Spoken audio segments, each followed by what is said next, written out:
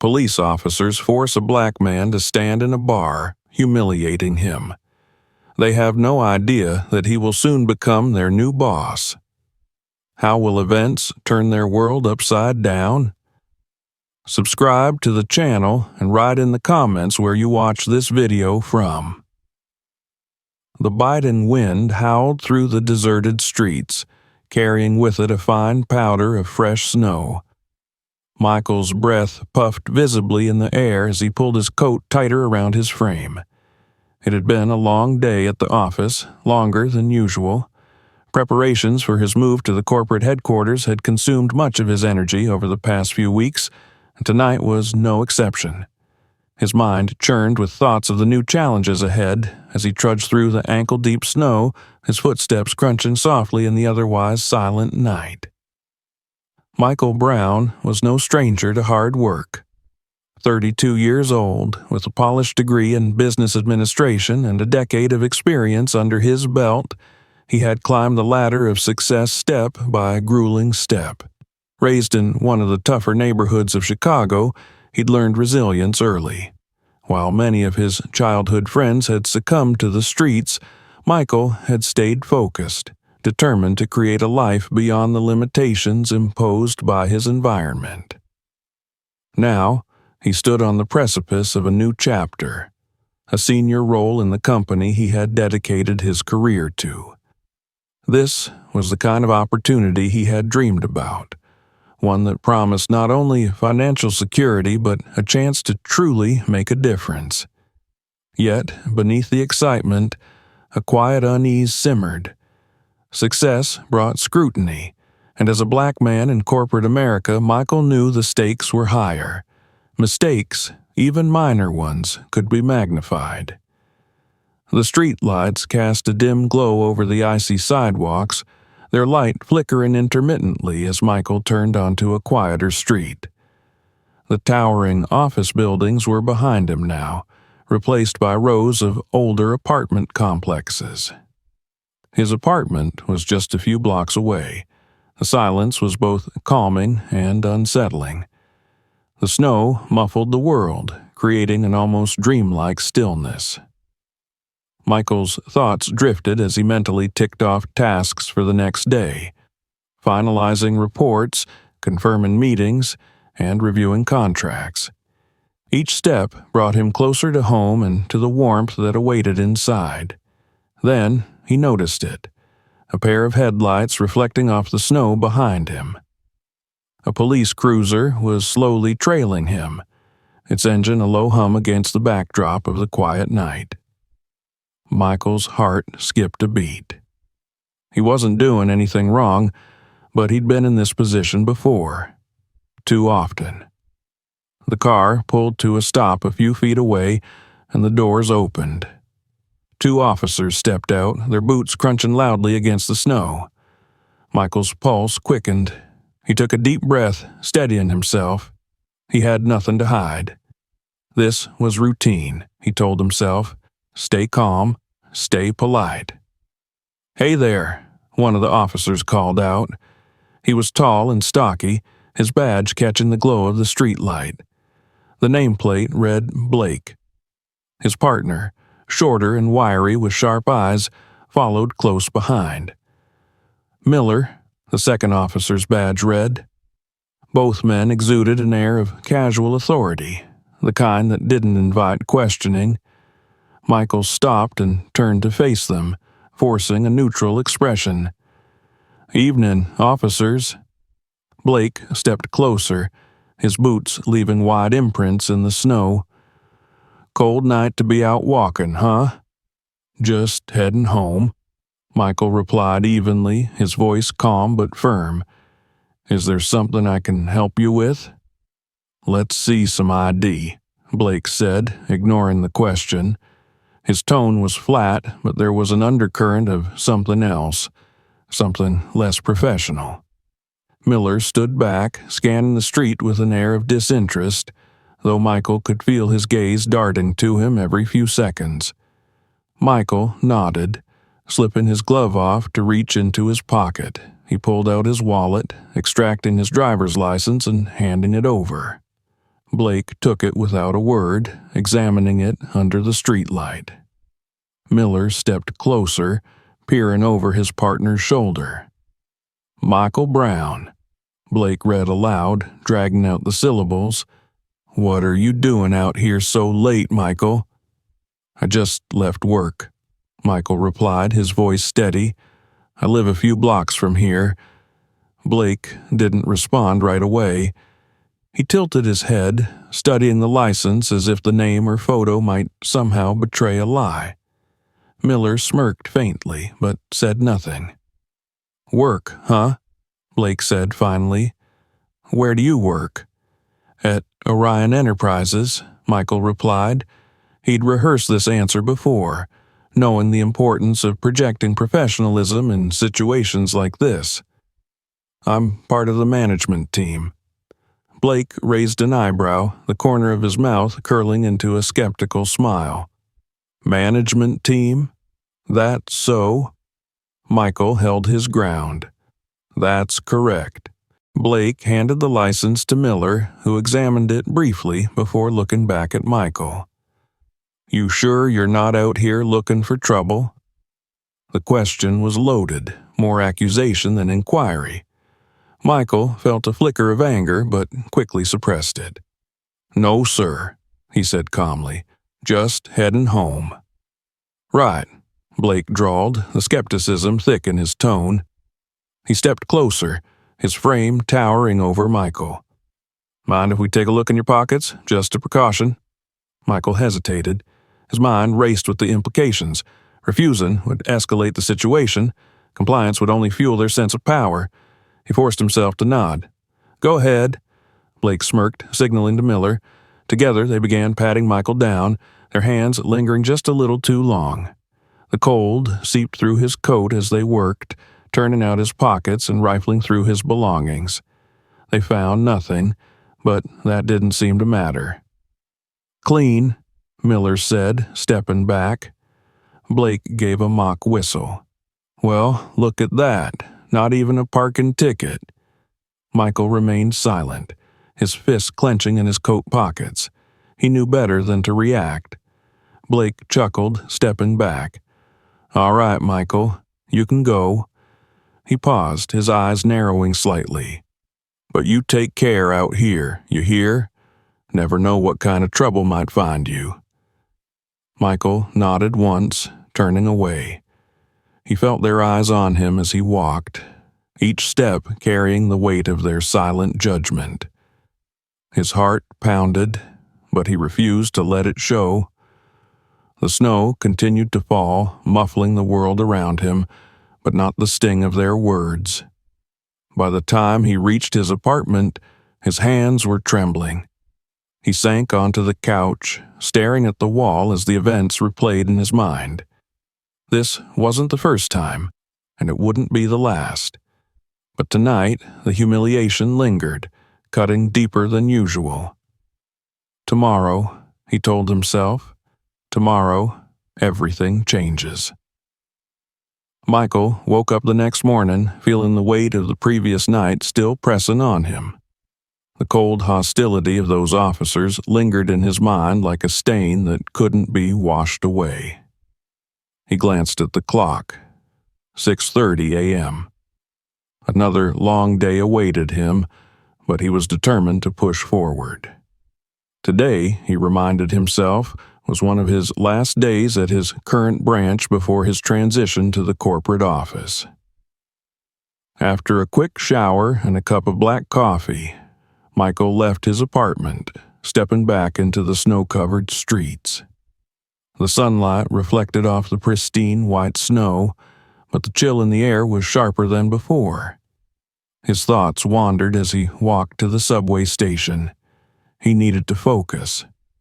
The day ahead was important, but his mind kept circling back to the officers and their sneering faces. By evening, Michael found himself again walking home through the same quiet streets, replaying the events of the day. The promotion announcement had gone smoothly. His team had congratulated him warmly, and he'd spent the rest of the day tying up loose ends and delegating tasks. Yet, the nagging unease from the previous night was ever present. It was as though he couldn't fully celebrate this milestone, not with the reminder of his vulnerability fresh in his mind. The streets were emptier tonight, the cold seemingly keeping most people indoors. As Michael turned onto his block, he spotted headlights ahead.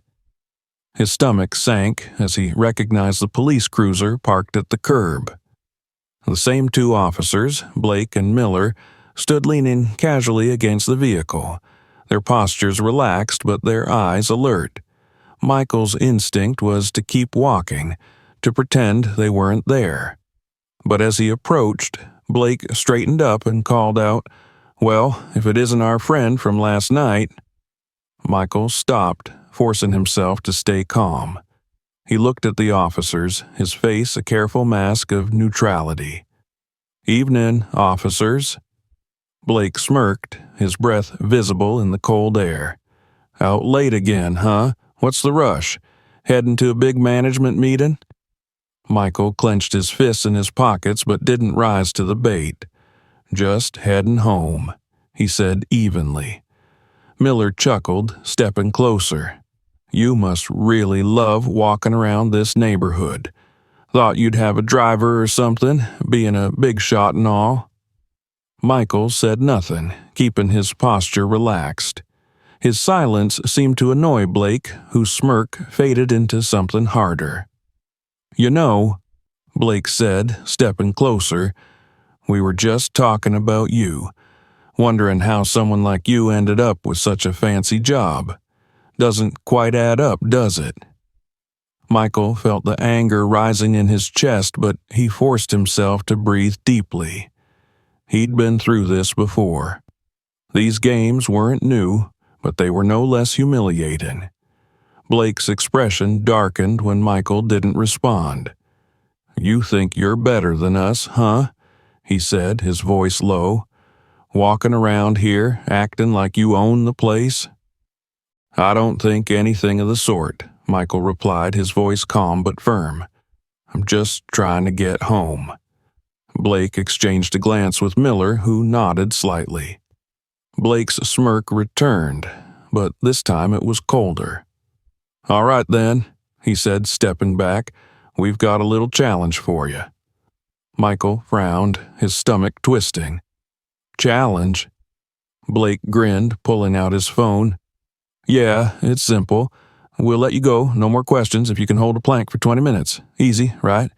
You look like you hit the gym." Michael stared at him, his mind racing. He knew this wasn't about fitness. It was about power. They wanted to humiliate him, to watch him squirm. "What if I don't?"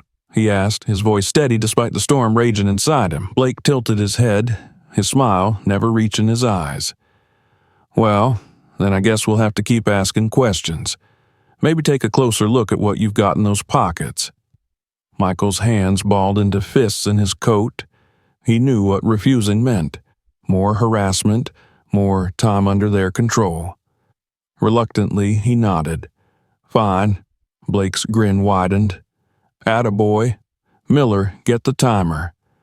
Miller pulled out his phone, setting a timer for 20 minutes as Blake gestured for Michael to get down. The icy pavement bit into Michael's palms as he positioned himself in a plank.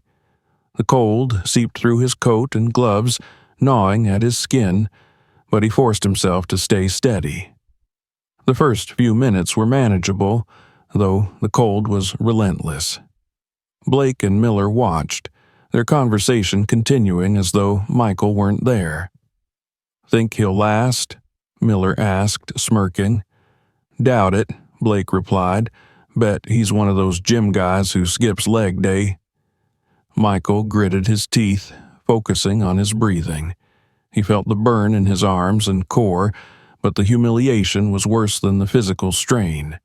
He could hear their laughter, their mocking comments, but he refused to react. He wouldn't give them the satisfaction. As the minutes dragged on, the cold became unbearable. His muscles ached, his hands numb against the icy pavement. The timer seemed to move at a glacial pace, each second stretching into eternity. Sweat beaded on his forehead despite the freezing air. He wanted to give up, to collapse, and let them do their worst, but something inside him wouldn't let him. "You're slowing down," Miller commented, his tone dripping with mockery. "Come on, big shot. Show us that fancy management grit." Blake chuckled. "Bet he's rethinking that promotion now. Probably doesn't want to scuff his suit." Michael blocked them out, his mind a single mantra. Hold on. Don't give them the satisfaction. Finally, after what felt like hours, Miller's phone buzzed. "Time's up," he said, grinning. Michael collapsed onto the snow, his body trembling from exertion and cold. He pushed himself up slowly, his breath ragged. Blake and Miller stared at him for a moment, their expressions unreadable.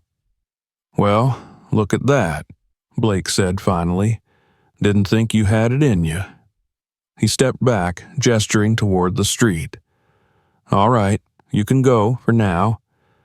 Michael didn't respond. He forced himself to stand tall, brushing the snow off his gloves, and walked away without looking back. Each step felt like a victory, even as his body ached and his pride lay battered. When he reached his apartment, he sank into his chair, his muscles screaming in protest. The anger he'd suppressed bubbled to the surface, but with it came something else. Resolve. He wouldn't forget this. Not tonight. Not ever. Tomorrow, his move to the corporate office would begin. Tomorrow, things would be different. He'd make sure of it. The morning sunlight streaming through the window was deceptive. Despite its warm glow, the chill of the previous night's events lingered in Michael's mind. His body still ached from the ordeal, and every movement reminded him of the cold, hard pavement beneath his palms and the mocking voices of Blake and Miller. But today was a new day, a pivotal one. Today, he would take his first step into a role he had spent years working toward. Michael adjusted his tie in the mirror, the smooth fabric resting perfectly against the crisp white of his shirt. He straightened his shoulders, trying to shake off the tension that still gripped him. This was his moment. No one, not even two power-drunk officers, would take that from him. The cab ride to the corporate headquarters was quiet, save for the soft hum of the radio in the background. Michael stared out the window, watching the city blur past. The skyline loomed ahead, a mix of steel and glass that symbolized everything he had worked for. As the cab pulled up to the towering structure, he couldn't help but feel a swell of pride. This was it. He stepped into the lobby, the polished marble floors gleaming under the warm lighting. The space was immaculate, a far cry from the modest office he'd worked in for years. A receptionist greeted him with a professional smile, directing him to the executive floor. As he rode the elevator up, his reflection in the mirrored walls stared back at him, calm, collected, and ready. The executive floor was every bit as impressive as he'd imagined. Spacious offices lined the hallways, their glass walls offering a glimpse into a world of power and influence. At the end of the corridor was his new office, the brass nameplate already affixed to the door. Michael Brown, Director of Internal Security. The sight sent a rush of satisfaction through him. "Michael," a familiar voice called out. He turned to see Karen, his new supervisor, walking toward him with a welcoming smile. She was in her mid-40s, with sharp features softened by her friendly demeanor. "Welcome to the team," she said, shaking his hand firmly. "I've heard great things about you. You've got some big shoes to fill, but I have no doubt you'll do great." "Thank you," Michael replied. "I'm looking forward to the challenge." Karen led him into his office, a spacious room with a panoramic view of the city. The desk was already organized, a sleek laptop resting at its center. "We've got a team meeting in an hour," Karen said, glancing at her watch. "I'll introduce you to everyone, and then we'll go over your responsibilities. Sound good?" "Absolutely," Michael replied. As Karen left, Michael sat at his desk, taking a moment to absorb his surroundings. This was more than just an office. It was a symbol of how far he had come. But as he opened his laptop and began reviewing the onboarding documents, something caught his eye. Among the files was a report on corporate partnerships, including one with the local police department. Michael's brow furrowed as he opened the file. It detailed the company's contracts with law enforcement for security and event management. His gaze skimmed over the names listed in the partnership agreements until two of them leapt off the screen: Blake and Miller. His stomach tightened. It couldn't be a coincidence. He scrolled further, his eyes narrowing as he read their credentials. Both officers had been involved in multiple high-profile cases for the company, handling everything from securing corporate events to providing emergency response support. For a moment, Michael just stared at the screen. The names seemed to mock him, a cruel twist of fate. The same men who had humiliated him were directly tied to the organization he now represented. A knock at the door snapped him out of his thoughts. Karen stepped in, holding a stack of files. "Ready for the meeting?" Michael nodded, closing the report. "Yes, let's go." The meeting room was filled with faces both new and familiar. Karen introduced Michael to the team, praising his experience and dedication. The warm reception helped ease some of his tension, but the weight of what he'd just discovered lingered in the back of his mind. After the meeting, Karen handed Michael a list of tasks to prioritize in his first week. One of them was to review the company's security protocols and relationships with external partners, including the police. "That'll be a big one for you," Karen said. "Our relationship with law enforcement is critical. Make sure everything's up to standard." Michael nodded, though his mind was already racing. This was his chance to address what had happened. He couldn't ignore the opportunity, but he had to tread carefully.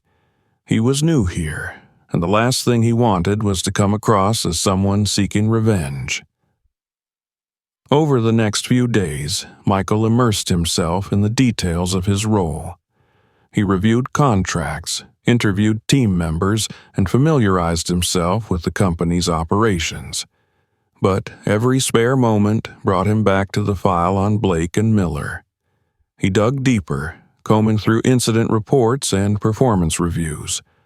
What he found was both alarming and validating. Blake and Miller had a history of complaints, most dismissed or buried. Allegations of excessive force, unprofessional conduct, and racial bias were scattered throughout their records. Yet they had continued to rise through the ranks, their connections shielding them from accountability. Michael felt a mixture of anger and resolve. He knew this wasn't just about him anymore. These men had a pattern of abuse, and their actions were emblematic of a larger issue. He couldn't let this go unchecked. By the end of the week, Michael had put together a preliminary report highlighting the discrepancies in Blake and Miller's records. It was professional and thorough, focusing on the facts without injecting personal emotion. Karen was the first to review it. "This is good work," she said, flipping through the pages. "You've raised some important questions. I'll bring this up with the executive team." As she left his office, Michael leaned back in his chair, exhaling slowly. He had taken the first step, but he knew the road ahead would be long. Blake and Miller wouldn't go down without a fight, and their connections made them formidable opponents. But Michael was ready. This wasn't just about his dignity. It was about justice. For himself and for everyone who had been on the receiving end of their abuse. The following Monday brought an unusual energy to the corporate office. Michael's growing reputation for diligence and his first week of meticulous work had already caught the attention of his peers. Still, the weight of what he'd uncovered about Blake and Miller loomed in the background. This morning, however, promised to shift things into motion. Michael entered the building, greeted warmly by colleagues. His presence carried an understated authority, polite but purposeful. He headed to his office, where his inbox was already filled with updates, meeting requests, and an email from Karen. It read, Subject, Follow-up on Security Review. Michael, great work on last week's report. The executive team wants you to lead a discussion on your findings in tomorrow's cross-departmental meeting. Prepare to present key points and recommendations. Karen Michael felt a mix of excitement and apprehension. The opportunity to present his findings was significant, but it also meant bringing the issue of Blake and Miller into a public forum. He knew the stakes were high. He had to tread carefully to ensure the focus remained on professionalism and systemic accountability rather than personal grievances. The rest of the day passed in a flurry of preparations. Michael refined his presentation, cross-referencing contracts, performance reviews, and complaint records. He practiced his delivery, ensuring it struck the right balance of objectivity and firmness. By the evening, he felt ready, but the night had other plans. As Michael locked up his office and made his way toward the elevator, his phone buzzed. It was an unknown number. Hesitant, he answered. Mr. Brown, came a familiar cold voice. This is Officer Blake. Michael froze mid-step. The name alone sent a jolt through him, his body stiffening as memories of that night flooded back. What do you want? Michael asked, his voice steady but sharp. There was a pause before Blake replied, his tone casual but with an edge of menace. Word around the department is you've been digging into some files. That's bold for a guy who just got promoted. Michael felt a wave of anger but kept his composure. If you're calling to intimidate me, it won't work, he said firmly. I'm doing my job, Officer Blake, just like you should be. Blake chuckled darkly. Careful, Brown. Digging too deep might uncover things you're not ready to handle. The line went dead. Michael stood in the empty hallway, his heart pounding. The call was no coincidence. It was a warning, and it meant Blake and Miller knew he was on to them. The next morning, Michael arrived at the office earlier than usual. He wanted time to regroup, to clear his head before the meeting. Karen stopped by his office as he was reviewing his notes, her expression warm but curious. You ready for today? She asked. Michael nodded, though the conversation with Blake still lingered in his mind. Absolutely. Karen smiled. Good. The team's looking forward to it. And don't hold back. This is your chance to show what you're made of. The meeting was held in the executive boardroom, a sprawling space with a long mahogany table surrounded by leather chairs. The attendees were a mix of senior executives, department heads, and external partners. Michael scanned the room as he entered, his gaze briefly landing on two figures near the back, Blake and Miller. They were here as representatives of the police department's partnership with the company. Michael's chest tightened, but he didn't let it show. Instead, he greeted the room confidently, shaking hands and exchanging polite smiles. Karen gave him a nod of encouragement as the meeting began. The first half of the meeting focused on routine updates, project timelines, financial reports, and security protocols. When it was Michael's turn to present, he stood at the head of the table, his demeanor calm and professional. Good morning, he began. As part of my role, I've been tasked with evaluating our partnerships and internal security measures. Today, I'll be presenting key findings and recommendations for improvement." He clicked through the slides, outlining systemic issues in the company's security agreements. His points were clear, backed by data, and well received by the room. Then, he transitioned to the focal point of his presentation. "One of our long-standing partnerships has been with the local police department," Michael said, his tone measured. "While this relationship has been valuable, my review uncovered significant concerns regarding the conduct of certain individuals within this partnership." The room grew still. All eyes were on Michael. He advanced to the next slide, displaying sanitized excerpts from the complaints filed against Blake and Miller. The language was professional but damning, outlining patterns of excessive force and unprofessional behavior. "These incidents raise questions about the integrity of our collaboration," Michael continued. "As a company that values accountability and ethical practices, it's imperative that we address these issues." Blake shifted in his seat, his jaw tightening. Miller's expression was unreadable, but his clenched fist spoke volumes. Michael concluded his presentation with a set of recommendations: stricter oversight, periodic reviews, and a reevaluation of contracts with individuals flagged for misconduct. He emphasized that this was not about targeting individuals, but ensuring the company's standards were upheld. When he finished, the room erupted into discussion. Executives exchanged pointed remarks, debating the implications of Michael's findings. Karen spoke up, praising his thoroughness and calling for immediate action to address the concerns. Blake finally broke his silence, his voice cool but laced with defiance. "With all due respect, Mr. Brown, these are serious accusations. You're basing this on complaints that were never substantiated." Michael met his gaze evenly. "The volume of complaints and the patterns they reveal are enough to warrant scrutiny, Officer Blake. This isn't about speculation, it's about accountability." Blake smirked, leaning back in his chair. "Careful, Mr. Brown. Sometimes when you dig too deep, you end up buried." The veiled threat hung in the air, but Michael didn't flinch. "I believe transparency is worth the risk," he said firmly. After the meeting, Karen pulled Michael aside. "You handled that brilliantly," she said. "Not everyone would have the courage to take on something this sensitive."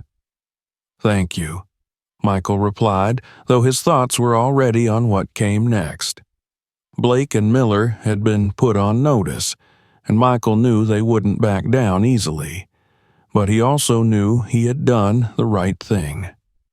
This was just the beginning, and he was prepared for whatever came next. As he walked back to his office, Michael felt a strange mix of anticipation and resolve. The battle lines had been drawn, and there was no turning back. Michael sat at his desk, his reflection visible in the glass window that framed the skyline beyond. The city below bustled with life, but his focus was fixed on the task at hand. The fallout from his presentation had already begun. Emails flooded his inbox, some expressing support, others laced with skepticism or subtle resistance. He knew the battle he had chosen wasn't an easy one, but the events of the past week had solidified his resolve. A knock on the door broke his concentration. Karen stepped in, her expression serious but encouraging. "Michael," she began, closing the door behind her, "the executive team is moving forward with a formal investigation into the concerns you raised. Legal and compliance are on board, and we'll be reviewing all security-related partnerships." Michael nodded, his jaw tightening. "That's good to hear. But I have a feeling Blake and Miller won't go quietly." Karen gave a wry smile. "No, they won't, In fact, they've already filed a formal complaint against you." Michael's eyes narrowed. "What kind of complaint?" "They're claiming professional bias," Karen explained, "arguing that your investigation is a personal vendetta against them. HR and legal are handling it, but I thought you should know." Michael exhaled sharply, leaning back in his chair. It wasn't unexpected, but it still stung. "They're trying to discredit me." Karen nodded. "It's a common tactic. But the evidence you presented speaks for itself. Just stay focused on the facts and let the process play out." "Thanks for the heads up," Michael said, his tone steady despite the simmering frustration beneath. The next few days were a whirlwind of meetings, interviews, and documentation. Michael worked tirelessly, gathering additional evidence to support the investigation. His team backed him fully, recognizing the importance of addressing systemic issues within the company's partnerships. Meanwhile, Blake and Miller began their counteroffensive. They leveraged their connections within the department and the community to paint themselves as victims of a baseless witch hunt. Local news outlets picked up the story, framing it as an attack on law enforcement by a corporate executive. Michael's name was kept out of the headlines, but he felt the ripples nonetheless. One evening, as Michael was reviewing files in his office, his phone buzzed. It was a message from an unknown number. "You're making a lot of enemies, Brown. Careful where you step." Michael stared at the screen, his heart pounding. He deleted the message, but couldn't shake the unease it left behind. The harassment was escalating, and while it didn't surprise him, it reinforced the importance of what he was doing. A week later, the investigation reached a critical point. The company's legal team had uncovered damning evidence against Blake and Miller, including a video recording that Blake himself had taken on the night he and Miller had harassed Michael. The footage, intended as a cruel joke, showed their actions in stark detail: the mocking laughter, the threats, and Michael's stoic endurance. Karen called Michael into her office to share the findings. "This changes everything," she said, her tone grave. "With this video, there's no way they can deny what they did. It's not just about their behavior, it's about the company's reputation for tolerating it." Michael felt a mixture of relief and anger as he watched the video. The humiliation he had endured was now undeniable, captured in a way that even Blake and Miller couldn't refute. "What's the next step?" Michael asked. "We're terminating the partnership with their department immediately," Karen replied. "Legal will be contacting the city to ensure the officers face disciplinary action. This is going to get messy, but it's the right thing to do." The fallout was swift. News of the terminated contract spread quickly, making headlines across the city. The police department issued a statement condemning Blake and Miller's actions and announcing an internal investigation.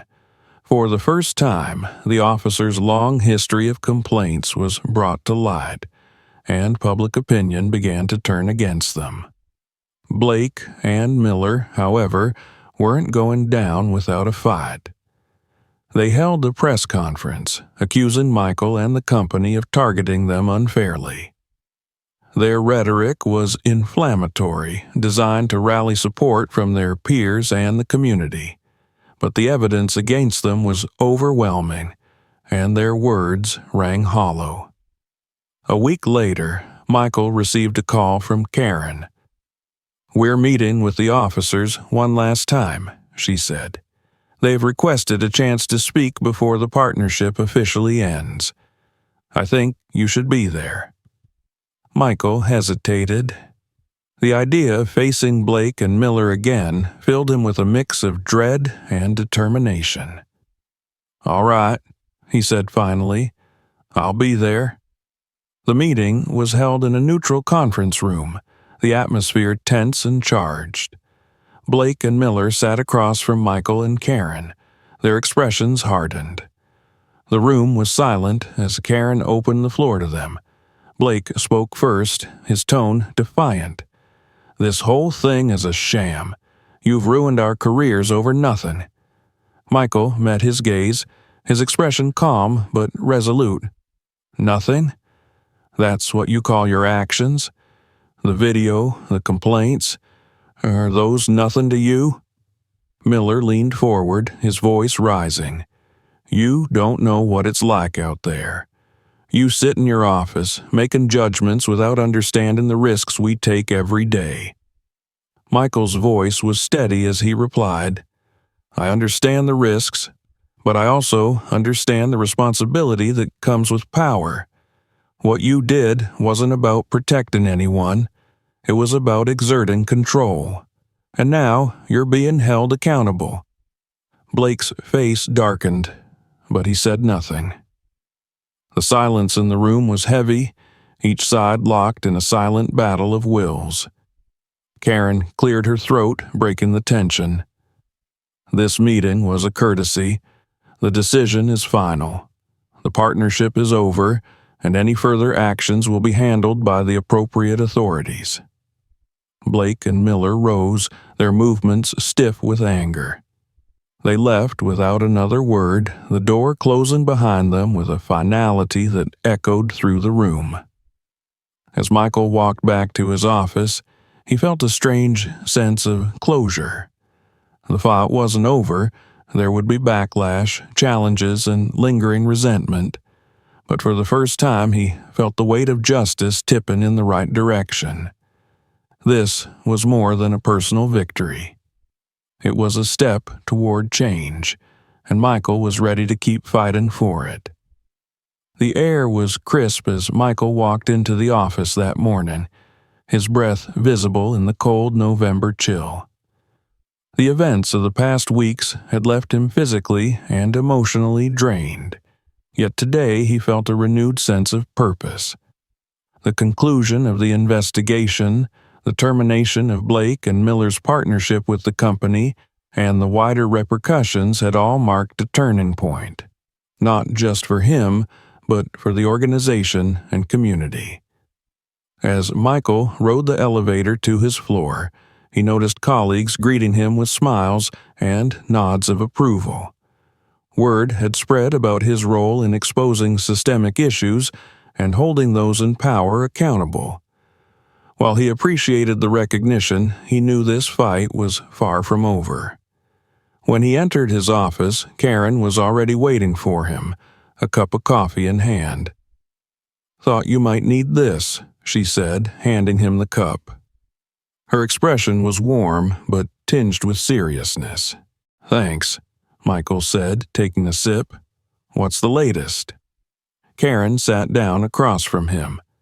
"Blake and Miller are officially suspended without pay pending a full departmental investigation. The city's legal team is preparing charges based on the evidence we provided. The video, it's damning, Michael. There's no way they can talk their way out of this." Michael nodded, a wave of relief washing over him. "And the company?" Karen smiled faintly. "The executive team is thrilled with how you handled this. You've set a new standard for accountability, but more importantly, you've shown them that integrity isn't just a buzzword." "That's good to hear," Michael said, though his mind was already turning to what lay ahead. Later that morning, Michael sat in another meeting, this time with the company's legal and compliance teams. The discussion centered around implementing new oversight protocols to prevent similar issues in the future. Michael outlined a comprehensive plan: regular audits of external partnerships, mandatory training on ethical conduct, and a formal grievance process for employees and partners. "This isn't just about fixing what's broken," Michael said, addressing the room. "It's about setting a precedent. We can't just react to problems, we need to prevent them." The team agreed unanimously, and by the end of the meeting, a roadmap for reform was in place. Michael felt a sense of accomplishment, knowing that his efforts would lead to lasting change. By lunchtime, the media had caught wind of the internal investigation's conclusions. News outlets reported on the termination of the company's contract with Blake and Miller's department, highlighting the role of corporate accountability in addressing systemic issues. Michael's name was mentioned sparingly, but the story carried weight, a powerful reminder that even those in positions of authority could be held accountable. However, not everyone was pleased. As Michael returned to his office, he found an envelope waiting on his desk. Inside was a handwritten note. "Watch your back.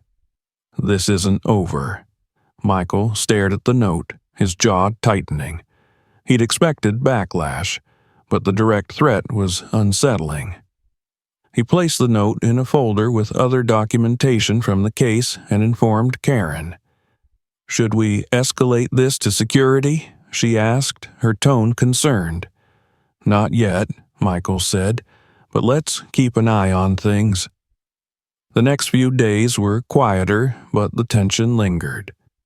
Michael threw himself into his work, using the momentum of his success to push for more reforms. He met with department heads, employees, and external partners, ensuring that the lessons from this incident were integrated into the company's culture. One evening, as Michael was preparing to leave, he received a call from an unexpected number. It was the city's district attorney. "Mr. Brown," the DA said, his voice steady and professional. "I wanted to personally thank you for your role in bringing this matter to light. The evidence you provided has been instrumental in building a case against Officers Blake and Miller." "Thank you," Michael replied. "I just did what needed to be done." The DA paused before continuing. "I understand that what you faced was difficult, but I hope you know that your actions have made a significant impact. This case could set a precedent for holding officers accountable for misconduct." Michael felt a swell of emotion at the words. "I appreciate that," he said, "and I hope this is just the beginning of real change." The final confrontation came 2 weeks later. Michael received a formal invitation to a public hearing where the findings of the investigation would be presented. The hearing was open to the press, community leaders, and stakeholders, and Michael was asked to testify about his experience and the steps he took to address the issue. Standing in the packed courtroom, Michael felt the weight of the moment. He recounted the events with clarity and conviction, emphasizing the importance of integrity and accountability. His words were met with a mixture of support and scrutiny, but he held his ground, knowing that the truth was on his side. Blake and Miller sat at the defendant's table, their faces hardened with anger and defiance. Yet, as the evidence was presented, the video, the complaints, the patterns of misconduct, their defense crumbled. By the end of the hearing, it was clear to everyone in the room that justice was being served. The day after the hearing, Michael walked home through the same snowy streets where everything had begun. The air was cold, but this time it felt invigorating. He passed the corner where Blake and Miller had stopped him that night, his breath steady and his head held high. Michael's phone buzzed. It was Karen, checking in to see how he was feeling after the hearing. "I'm good," he said, smiling faintly. "Really good." As he ended the call, he looked out at the city around him. The fight wasn't over. There would always be new challenges, new injustices to confront. But Michael felt stronger now, more certain of his ability to make a difference. He had faced the worst and come out the other side. And as the snow continued to fall, blanketing the streets in quiet resilience, Michael knew that this was only the beginning. Don't forget to subscribe so you don't miss new stories. Leave your comments. Your thoughts are very important. Share this video with your friends to support our channel. Check out our other videos to discover even more exciting stories.